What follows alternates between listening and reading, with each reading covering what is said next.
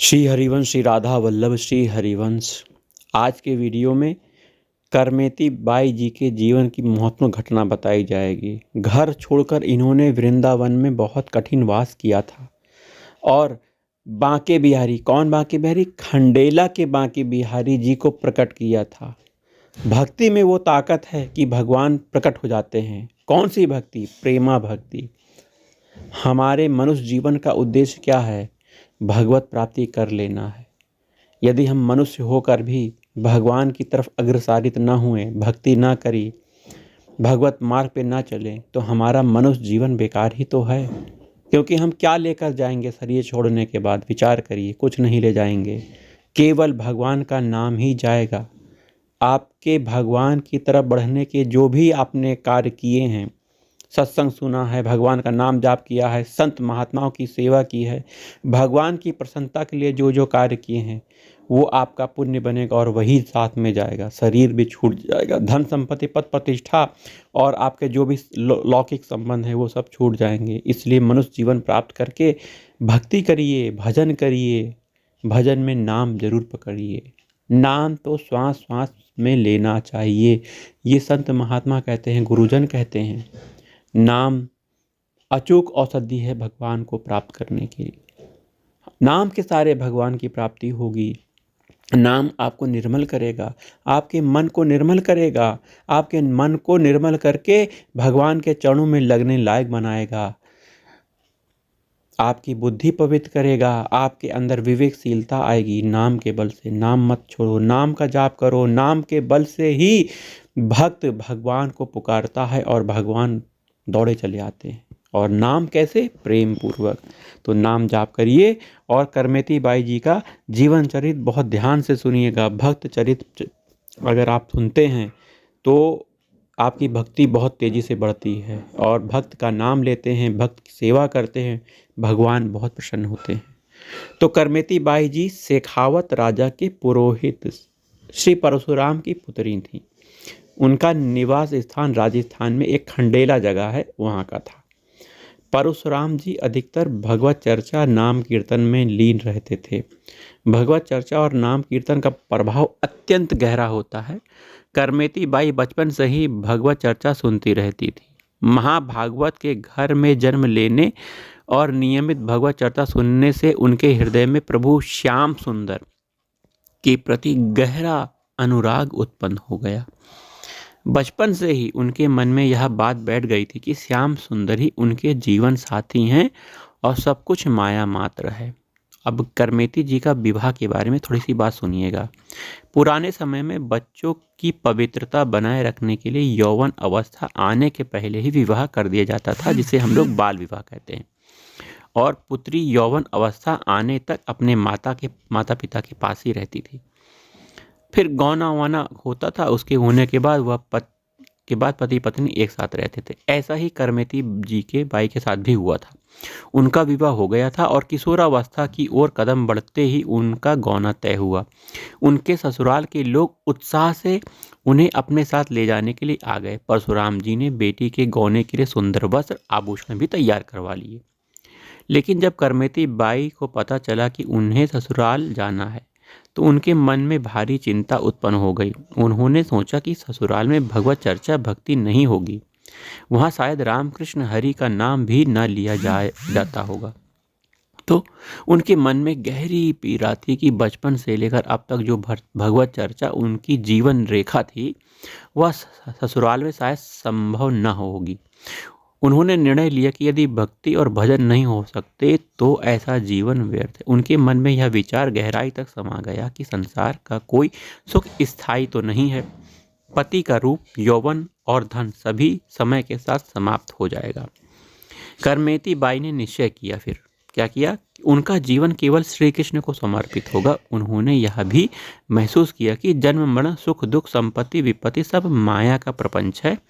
इस सत्य को जानकर उन्होंने मन और बुद्धि को प्रभु में समर्पित कर दिया। करमेती बाई ने निश्चय किया कि वह हड्डी और चमड़े से बना शरीर केवल तब तक सार्थक है जब तक वह प्रभु के चिंतन और सेवा में लगा रहे। बचपन से ही प्रभु की चर्चा सुनने के कारण उनका जीवन एक उच्च स्थिति में पहुंच गया था। वे इस निष्कर्ष पे पहुंचे कि उनका वास्तविक जीवन श्री कृष्ण और उनकी राजधानी श्री वृंदावन धाम है। तो करमेती बाई ने एक रात देखा कि सब लोग सो गए। उन्होंने आधी रात के समय माता पिता को मन से प्रणाम किया, श्री कृष्ण का स्मरण किया, आंसू बहाते हुए घर से निकल गईं। यह है सच्ची बहादुरी। वह संसार के सुखों को छोड़कर निश्चय पूर्वक प्रभु के शरण में चली गई। पति के साथ मिलन का समय था। नवविवाहिता होने के कारण सांसारिक सुखों की भरमार थी, लेकिन उन्होंने दृढ़ निश्चय किया, अब प्रभु के सिवा मेरा कोई नहीं। वह प्रभु के स्मरण और प्रेम में डूबकर वृंदावन की ओर चल पड़ी। उन्हें वृंदावन का पता नहीं था, फिर भी नंद नंदन के प्रति विश्वास ने उनके कदम आगे बढ़ा दिए। जब कोई भगवत शरण लेकर संसार के सभी संबंधों को तिलांजलि देता है तो भगवान उसे गोद में ले लेते हैं। यह स्थिति किसी साधन से नहीं आती, यह केवल भगवान के भरोसे से आती है। जैसे उन्होंने कदम उठाया तो श्याम सुंदर उनके मानस पटल पर छा गए। ऐसा नहीं हो सकता कि कोई उनके लिए कदम बढ़ाए, प्रभु उनका साथ न दें। जैसे ही उनके कदम आगे बढ़े, वृंदावन बिहारी ने अपनी रूप माधुरी से उनके मन को आकर्षित कर लिया। प्रभु की शोभा अनोखी थी।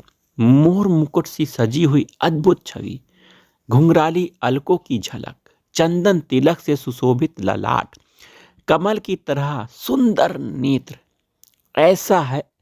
ऐसा लगता जैसे वे यही कह रहे हैं, तुम्हारे लिए मैं प्रतीक्षा कर रहा था, आओ मेरे पास कदम बढ़ाओ, मैं तुम्हारा स्वागत के लिए तैयार हूँ। उनके मन में अलग अलग तरंगे उठ रही थीं। वे सोच रही थीं, वृंदावन जाऊंगी, मुझे प्रभु मिलेंगे, जब प्रभु मिलेंगे तो दौड़ के उन्हें गले से लगा लूंगी, जब प्रभु मुझे गले लगाएंगे तो मैं उनके चरणों में लौट जाऊंगी। करमेती बाई जी ने ऐसा सोचा।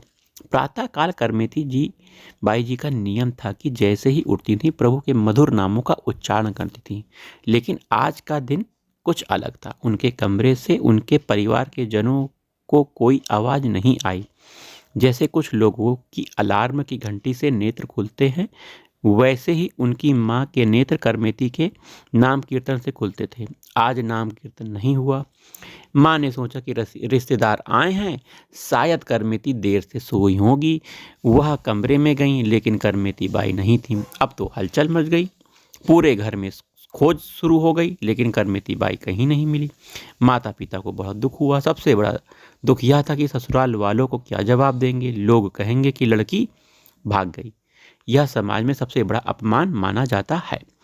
उन्होंने जहां तहां खोज की, नगर में दूत दौड़ाए। राजा पुरोहित होने के कारण सूचना राजा तक पहुंची। राज सैनिक को खोज में लगा दिया गया। करमेती बाई ने देखा कि राज सैनिक घोड़े पर सवार होकर उनकी ओर आ रहे हैं। उन्हें समझ आ गया कि पिताजी ने खोज शुरू कर दी है।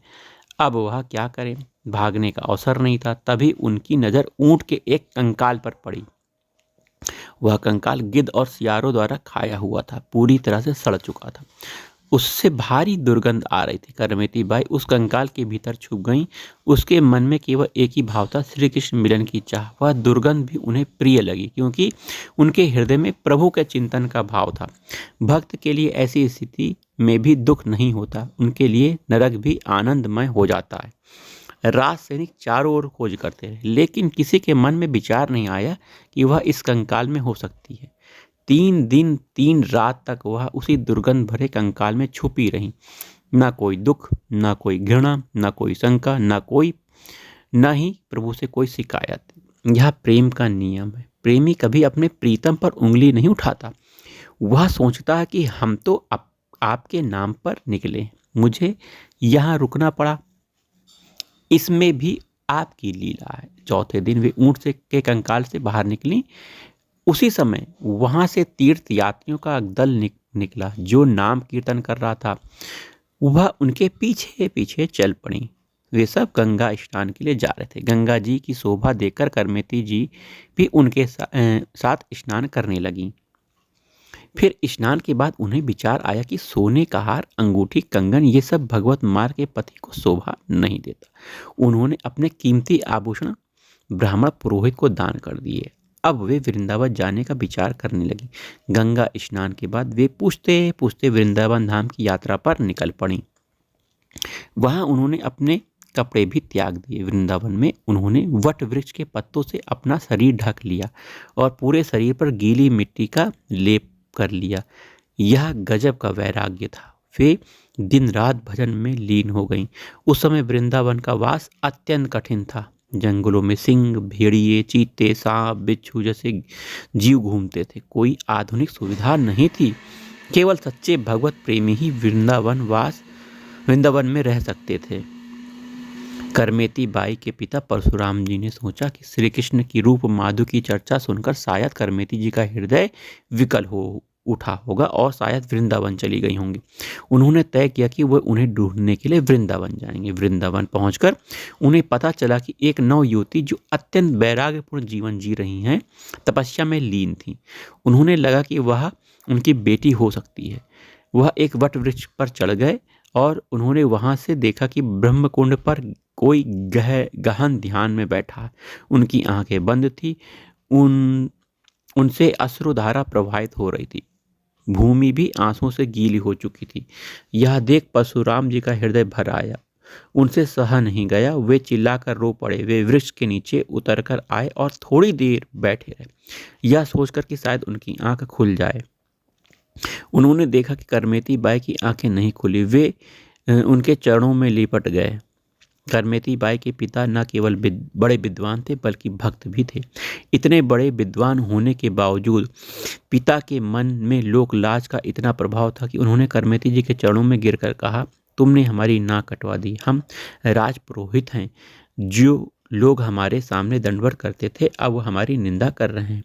तुम मेरे साथ वापस चलो ताकि हमारा लोक उपहास मिटे। अगर तुम्हारा ससुराल जाने का मन नहीं है तो मत जाओ, पर घर पर रहो, ठाकुर जी की सेवा करो। यह जंगल है, यहाँ सिंह ब्याग तुम्हारे शरीर को नष्ट कर सकते हैं। मुझे तुम्हारी सुरक्षा की चिंता है। करमेती जी ने उत्तर दिया, पिताजी आपकी बात सत्य है। जिसका प्रभु से अपनापन नहीं है उसकी तो नाक पहले ही कट चुकी है। वह जीवित होकर भी मृतक के समान है। हरि भक्ति से रहित व्यक्ति का जीवन व्यर्थ है। मैं अब संसार के लोकाचार से ऊपर उठ चुकी हूँ। जिस पर श्याम सुंदर का रंग चढ़ गया है उस पर कोई और रंग नहीं चढ़ सकता। आप भी प्रभु का यश ज्ञान करें, उनका नाम कीर्तन करें, इस लोक लाज को छोड़ दें। करमेती बाई ने आगे कहा, आप विचार कीजिए, आपका 50 वर्ष हो गए भोगों को भोगते हुए। क्या आपको अब तक इसमें अरुचि नहीं हुई? क्या आपको उस घर से, उस सम्मान प्रतिष्ठा से वैराग्य नहीं हुआ? बार बार भोगे हुए विषयों को भोगने की इच्छा और उनका भोग करना क्या किसी ज्ञानी का लक्षण है? मैंने तो सब भोगों को देखा है, भोगा नहीं। अब तो देखने की भी इच्छा नहीं रही। मैंने केवल श्याम सुंदर के दर्शन का संकल्प लिया है। आप सभी कर्मों को छोड़कर प्रभु के आश्रित हो जाइए। तन मन धन को ठाकुर जी की सेवा में समर्पित कर दीजिए। करमेती जी बाई के वचन को सुनकर पिता की मोह जनित अज्ञान का नाश हो गया। उनका भ्रम समाप्त हो गया। एक दिन यमुना स्नान के दौरान करमेती बाई जी को श्री कृष्ण की एक मूर्ति प्राप्त हो गई, जिसे उन्होंने छिपा दिया। वह मूर्ति उन्होंने अपने पिताजी को दी और उसे वापस ले जाकर घर में विराजमान करने को कहा। उन्होंने कहा, यह साक्षात श्री कृष्ण है, इनकी सेवा में तन्मय हो जाओ, निर्विकार बनो, अपने तन मन को प्रभु के चरणारविंद में लगाकर केवल उन्हीं के चिंतन में समय को व्यतीत करो। करमेती बाई के दर्शन और कृपा से उसके पिता का चित्त संसार से हटकर प्रभु के चरणों में लग गया। उन्होंने रात दरबार जाना, सांसारिक चर्चाएं करना भी छोड़ दिया। जब राजा ने उन्हें बुलाने का प्रयास किया तो उन्होंने स्पष्ट उत्तर दिया कि अब हमें एक ऐसा दरबार मिल गया है जहां से सब कुछ संचालित होता है, तो हमें किसी अन्य दरबार में जाने की आवश्यकता नहीं है। राजा स्वयं चलकर उनके पास आया। जब उन्हें प्रभु की सेवा में मग्न देखा तो साष्टांग प्रणाम किया। राजा ने कहा, आपको कभी दरबार आने की आवश्यकता नहीं। आपको धन और जरूरत की सब चीज़ें समय पर पहुंचा दी जाएंगी। करमेती बाई ने प्रभु श्री कृष्ण के चिंतन में तन्मय होकर वृंदावन में अपने शरीर का त्याग किया और उनके नित्य सेवा में पहुंच गईं। ऐसी भक्त सभी योगियों, ज्ञानियों, तपस्वियों, कर्मकांडियों के में श्रेष्ठ होता है जो केवल प्रभु से प्रेम करता है, केवल प्रभु के लिए जीता है, केवल प्रभु का भरोसा करता है। यहाँ अनन्यता शब्द का महत्व है। भरोसा केवल प्रभु का होना चाहिए, किसी और का नहीं होना चाहिए। तो हमें क्या सीखना चाहिए?